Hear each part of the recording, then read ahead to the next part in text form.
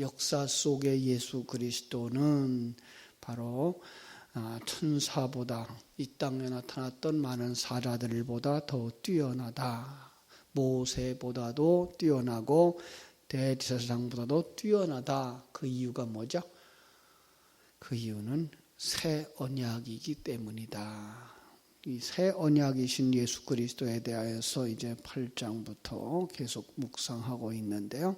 오늘도 계속해서 옛 언약의 한계성과 그 새 언약의 탁월성을 대조하면서 예수 그리스도가 얼마나 소중한가, 얼마나 위대하게 우리에게 보이지 아니하는 성자 하나님을 계시해 주셨는가라는 것을 깨닫게 해주면서 지금도 우리와 함께 하고 계신 성자 하나님, 그 하나님의 일하심에 우리가 들어가서 함께 그 길을 걸어가게 하시기를 소원하고 있다라고 하는 것을 볼 수가 있습니다.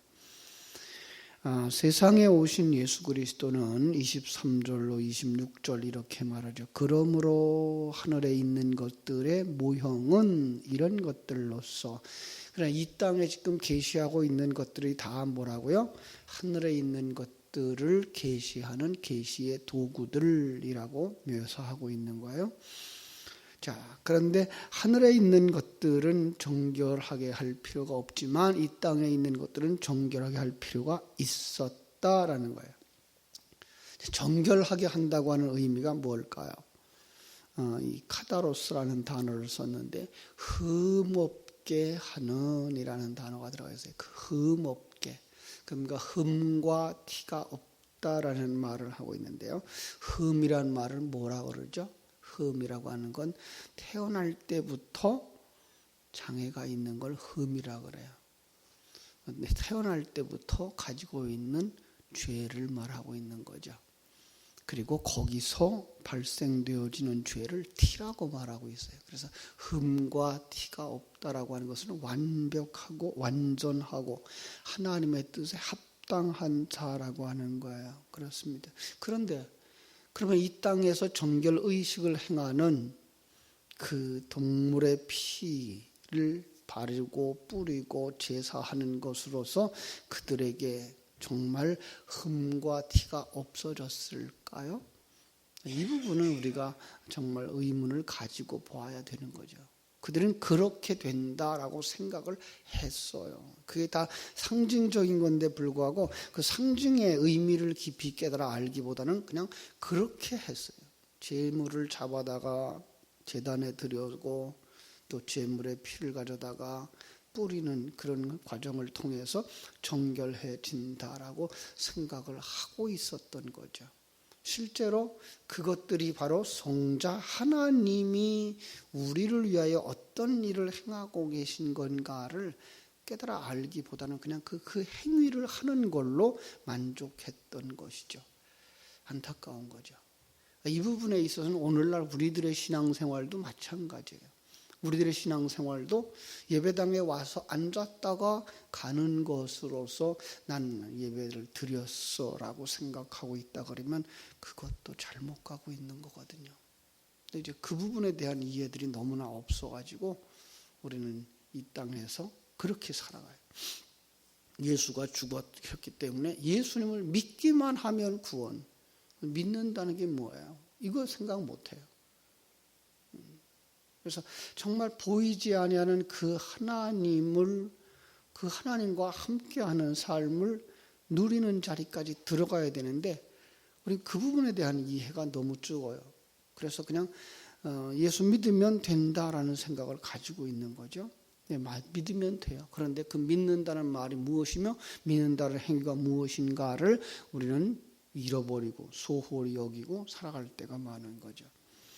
하늘에 있는 것들은 이런 것들보다 더 좋은 제물로 할지니라. 세상에 있는 그것들이 정한결하다라고 하자면 실제로 하나님의 나라에서는 이것들보다 더 좋은 제물, 성자 하나님으로 말미암은 완전한 제물로 되어졌다라는 거죠. 그리스도께서는 참 것의 그림자인 손으로 만든 성소에 들어가지 아니하시고 거기에 갇혀 있지 않다라는 거죠. 성자 하나님의 사역은 이 사람들이 만들었던 성전, 그 성소에 갇혀 있는 것이 아니라는 사실입니다. 그죠? 그들이 가지고 있었던 성막, 또 성전에 또 성소와 지성소, 이 모든 것들은 하나님 나라의 그림자였지 그것 자체가 하나님을 모시는 그런 신전이 아니다라는 것을 이야기하고 있는 거죠. 그렇죠? 그렇습니다. 바로 그 하늘에 들어가서 이제 우리를 위하여 하나님 앞에 나타나시고 참 중보자의 역할을 하시려고 들어가신 것, 이 땅에 오셨고 체휼하시고 십자가에 죽으시고 장사 지내어지고 부활하신 후에 영의 영역으로 들어가시는 그 그림을 통하여 그가 참 중보자인 것을 우리에게 보여주셨다라는 거죠. 그렇습니다. 다시 한번 정리해 볼게요. 하늘에 있는 것들의 모형은 이런 것들로서 정결하게 할 필요가 있었다. 이 세상에 있는 것들은 그런 짐승을 잡고 피를 뿌리는 것으로 말미암아서 정결케 해야만 했다라는 거죠. 그죠? 하늘에 있는 것들은 이런 것들보다 더 좋은 제물을 예수 그리스도로 했다라는 거예요. 그러니까 하늘에 있는 것들과 그 모형인 지상에 있는 것들을 비교하며 희생의 제물의 피와 그리스도를 피를 대조하고 있는 거죠. 자, 그런데요, 그것도 거기에 국한되어지면 안 돼요. 그 대조를 한다기보다는 그것들도 뭐예요? 실제로는 성자 하나님의 일하심을 담고 있는 그릇들이었다라고 보셔야 돼요. 우리는 상당히 쉽게 2000년 전에 이 땅에 오셨던 그 예수 그리스도에게 묶여 있어요. 그래서 지금 나와 함께 하고 있는, 나와 함께 십자가를 지고 있는, 그리고 나와 함께 죽으시는 예수 그리스도를 보지 못하는 거죠. 예수님 죽었어요. 2000년 전에 죽었어요. 그래서 그들이 정말 어떤 면에서는 이사야서 53장으로 다 밀어버려요. 이사야서 53장 뭐라 그랬죠? 6절. 우리는 다 양 같아서 그릇 행하여 각기 제 길로 갔거늘 여호와께서는 우리의 죄악을 그에게 담당시키셨도다. 그러나 우리 모든 죄를 2000년 전에 죽은 예수 그리스도가 다 짊어지고 죽었다는 거예요. 지금 그 주님이 우리와 함께 그 십자가의 죽음의 길을 걷고 있다고 하는 걸 망각해 버릴 수 있어요. 마치 이런 거죠. 마태복음 11장 28절로 30절을 기억하게 하셔야 해야 되는데, 수고하고 무거운 짐진 자들아 다 내게로 오라. 내가 너희를 쉬게 하리라. 나는 마음이 온유하고 겸손하니 나의 멍에를 메고 내게 배우라. 그리하면 너희 마음이 쉼을 얻으리라. 이는 내 멍에는 쉽고 내 짐은 가벼움이니라 하셨던 말씀. 그 속에서 무엇을 생각해야 돼요? 다 내게로 오라. 나의 멍에를 메고 내게 배우라. 이 부분이에요. 그러니까 주님이 부르시는 것은 2000년 전에 주님이 그 십자가로 우리를 부르셔요. 우리가 갈 수 있어요? 2000년 전에 십자가로 갈 수 없어요. 그러니까 온 역사 속에 오셔서 예수 그리스도는 온 역사 속의 모든 그 부르심을 듣고 나오는 자들을 함께 십자가를 지게 하시는 거죠. 결국은 우리는 그 십자가의 의미를 깨달아 알고 그 십자가에 자신의 몸을 맡기는, 그래서 자기가 왕이었던 자리에서 내려오는, 자기가 하나님 나라에 대해 그 대역죄인이었으며 왕이신 하나님에 대하여서 반역을 했던 죄인이라고 하는 사실을 인정하고 거기서부터 내려와서 그분이 주인이고 그분이 왕이고 그분이 주관자고 주체이고 나는 그분의 영광을 드러내는 자, 그분의 일하심을 드러내는 자, 그분이 기뻐하는 자리에서 그분을 기뻐하는 자로 서는 것, 그게 뭐예요? 주님과 함께 십자가를 지고 주님을 배우는 것이죠. 그런데 우리는 그 부분에 대해서 싫은 거예요. 왜죠? 그 십자가를 지는 것이 자기를 부인해야 되기 때문에, 그 자리이기 때문에. 나는 아무것도 아닙니다. 당신이 주시는 그 환경 속에서 당신이 주시는 그것으로 만족하며 그것으로 기뻐하며 살겠습니다. 불평하지 아니하고 원망하지 아니하고 그냥 하나님 주신 그것에 대하여서 감사할 수 있는 사람이 되는 것. 그게 싫은 거예요. 왜? 내가 살고 싶은 거예요. 나를 키우고 싶은 거예요. 높은 자리에 올라가고 싶은 거예요. 내 마음대로 하고 싶은 거예요.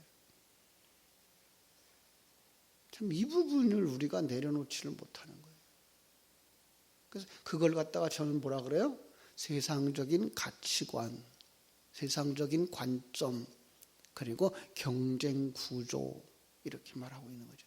그거 내려놓고 하나님의 관점을 가져고 이게 하나님이 이끌어가는 세상이야. 내게 주신 이 가정, 내게 주신 이 교회, 내게 주신 친구, 내게 주신 가족, 이렇게 살아가는 게 나를 만드시는 하나님의 손길이야를 깨달아 알고 평강을 누리며 기쁨과 감사로 가야 되는데 그 부분이 없는 거죠. 그리고선 그냥 2000년 전에 예수 그리스도가 내 죄를 다 해결했어. 아주 쉬운 얘기로 이사야서 53장에 6절에 있는 5절에 있는 말씀 뭐라 그랬죠? 그가 징계를 받음으로 우리가 평화를 누리고 그가 채찍에 맞음으로 우리가 나음을 입었도다. 그가 다 했어. 나는 그냥 믿기만 하면 돼. 기독교가 미신화되어지는 가장 지름길이 여기에 있었던 거죠. 믿으면 아무것도 안 해도 나는 구원받고 믿는다라고 말하고 따라가기만 하면 천국에 가고 믿는다라고만 하면 복을 받는다고. 이런 부분들인 거죠. 완전히 세상적인 거예요. 물론 설교자들의 책임이 커요. 설교자가 소경이 되어져서 소경되는 백성들을 이끌어가니까 다 같이 구덩이에 빠지는 거죠. 근데 구덩이에 빠지는 사람은 설교자 한 사람만이 아니고 그 설교자를 따라가는 나예요. 여러분 자신이에요. 그러니까 우리는 우리 자신의 신앙을 잘 점검해보고 우리가 가는 길이 옳은가를 점검해 보셔야 돼요. 그때 가서 나 목사님만 믿고 따라왔는데 아무 소용없어요. 그 얘기 해봐요. 소용없어요. 정말 우리가 그 예수 그리스도와 함께 십자가를 지고 갔는가?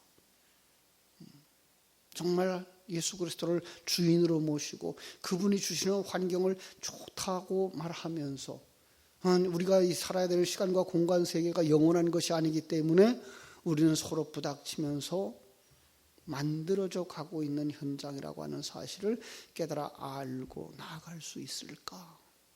난 지금 그렇게 하고 있는가를 여러분 점검해 보지 않으면 안 되는 거죠.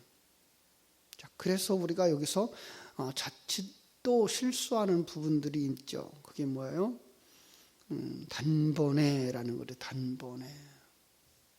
그죠? 주님은 우리를 위해서 단번에 죄에서 그죠? 자, 그 단번이라는 사실이 많은 사람들이 생각하기를 2000년 전에 예수 그리스도 이렇게 생각해요. 아니요, 이건 영의 영역의 언어예요. 영의 영역의 언어예요. 이런 얘기를 할 수가 있는 거죠. 그럼 아담의 타락, 아담과 하와의 타락이 뭐예요? 단번에 타락한 거죠. 예수 그리스도의 사역도 단번에예요. 바로 영의 영역의 사건인 거죠. 그리고 그것을 우리 인간의 대표성이라고 말하는데 그 대표성은 어떤 거예요? 많은 사람들이 그 중에 한 사람이 가위바위보 해서 졌으면 우리 팀 졌어. 이게가 대표성이 아니에요. 이건 우리가 알고 있는 대표성이에요. 성경이 알고 있는 대표성은 한국 사람 대표 김치 먹더라. 그러면 한국 사람들은 다 김치 먹는 사람들. 이게 대표예요. 그러니까 아담의 범죄, 그건 아담 한 사람만 그렇게 선악과를 따먹은 범죄가 아니라 우리 모두가 다 선악과를 따먹은 범죄, 죄인들이라는 의미인 거예요. 그래서 아담 한 사람에게만 죄를 밀어버리는 게 아니라 우리가 그런 사람이었어 라고 깨달아 하는 거죠. 이런 면에서 예수 그리스도의 단번에 십자가를 지심은 바로 역사 속에서 나와 함께라고 하는 의미가 되는 거죠. 예수님은 역사 속에는 모든 사람을 품에 안으시고 그 사람의 일생 속에서예요. 그 사람의 일생 속에서 십자가를 지시는 거예요. 다른 제물이 아니라 바로 당신을 제물로 삼아서 이제는 그 품 안에 있는 우리가 제물이 되어서 그래서 영의 영역의 단어인 것을 우리는 알 수가 있어요. 영생이라는 단어가 영의 영역의 단어인 것처럼 말입니다. 이 세상에서는 영원이라는 말이 있을 수가 없어요. 그죠? 왜죠? 내가 영원히 살지 못하기 때문에 내가 너를 영원히 지켜줄게. 내가 너 영원히 못 지켜요. 왜요? 나는 얼마 있다 떠날 사람이에요. 어떻게 영원히 지켜줘요? 영원이라는 단어는 하나님의 나라에만 존재하는 언어죠. 삼위일체라는 단어도 이 땅에서 존재할 수 없는 단어라고 말한 것과 같은 거예요. 단번이라는 말도 바로 그런 거죠. 그러니까 2000년 전에 예수 그리스도 역시 우리에게 성자 하나님의 일하심에 대하여서 우리의 모범된 삶을 보여주고 가신 분이다. 계시의 도구였다라고 하는 것 깨달아 알면 좋겠습니다. 그렇죠? 자, 24절 그리스도께서는 참것의 그림자인 손으로 만든 성소에 들어가지 아니하시고 바로 그 하늘에 들어가서 이제 우리를 위하여 하나님 앞에 나타나셨느니라 이렇게 말씀하는 거죠. 그래서 그리스도께서 자신의 피를 통해 들어가신 곳은 지상의 성소가 아니다라는 거예요. 지상의 성소 단지 외형적인 것만 속죄하는 불완전한 것으로 하나님의 실체를 보여주는 그림에 불과했기 때문에 라는 의미가 있는 거예요. 보이는 것들은 뭐예요? 불완전한 것들이에요. 생각해 보세요. 예수가 죽으셔 영원히 사신다. 그런데 예수는 이 땅에 몸을 입고 온 예수는 영원히 살지 못했어요. 그죠? 그분의 사역을 통해서 우리는 뭘 배워요? 우리 성자 하나님은 영원히 계시는 분이구나. 이스라엘 역사를 계속 공부하면서 그때 뭘 배워요? 이스라엘 백성들이 약속한 영원히 거할 땅. 그죠? 근데 그들은 그 땅에서 영원히 못 거했어요. 그럼 영원히 거할 땅은 하나님 거짓말이 아니라 어디예요? 영원한 세계, 하나님의 세계. 이렇게 보시면 되는 거죠. 자, 25절 대제사장이 해마다 다른 곳의 피로서 성소에 들어오는 것과 같이 자주 자기를 드리려고 아니하실지니 구약의 제사장들은 1년에 한 번씩 대속죄일에 자신과 위해서 또 자신의 그 백성들을 위해서 하나님 앞에 피를 가지고 지성소에 들어갔죠. 이러한 속죄 행위는 매년 반복되어져야만 했어요. 매년 반복하는 이유는 뭐예요? 그들에게 보고 깨달아 알게 하시려고.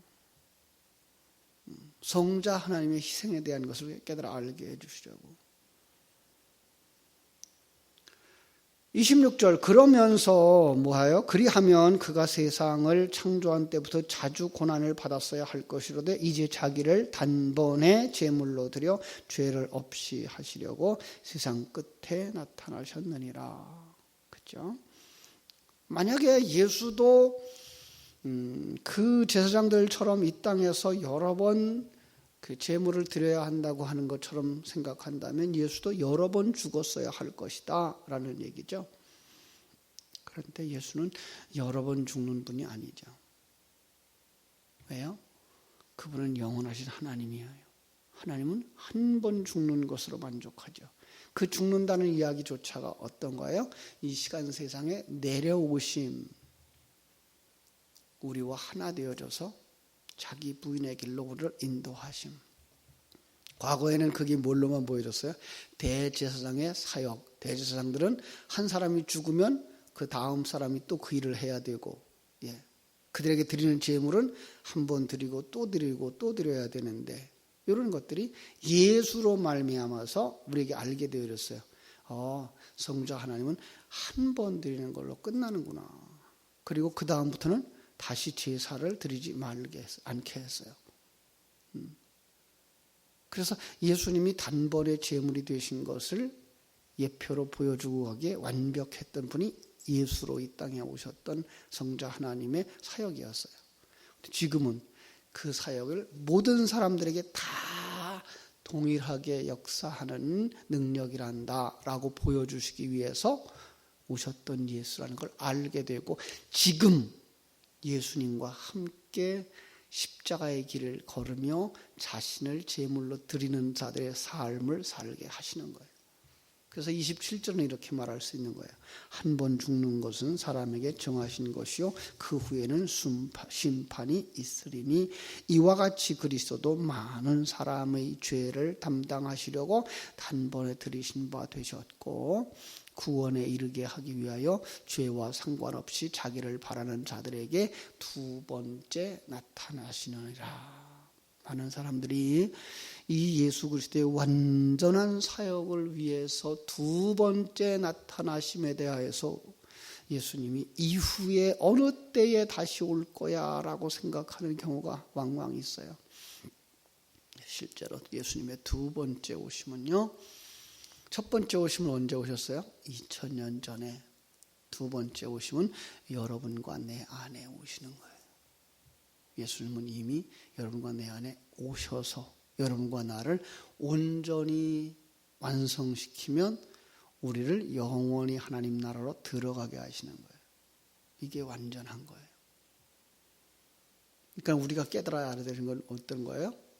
내가 주님과 함께 십자가 지고 가는 삶을 살고 있는가라는 것을 점검하는 거죠. 자기 부인의 길을 점검하는가, 자기 십자가의 길을 점검하는가. 그러면서 그 속에서 무엇이 내가 내려놓아야 할 죄인가, 아직도 살아있는 나는 아닌가, 나는 아직도 살아있어서 그렇게 불평하고 원망하고 짜증내고 있는 것은 아닌가. 그 속에서 정말 기뻐하며 하나님의 영광을 위해서 어떻게 과거에 얽매이지 아니하고 하나님 주신 이 환경 속에서 예수라면 어떻게 했을까? 여러분, 과거에 너무 얽매이지 마세요. 오늘 이 환경 속에서 매일을 그렇게 살아가고 매 순간을 그렇게 살아가면서 주님이 기뻐하시는 자도 세워질 수 있게 되기를 주님의 이름으로 축원합니다. 기도하겠습니다. 하나님, 우리 아버지,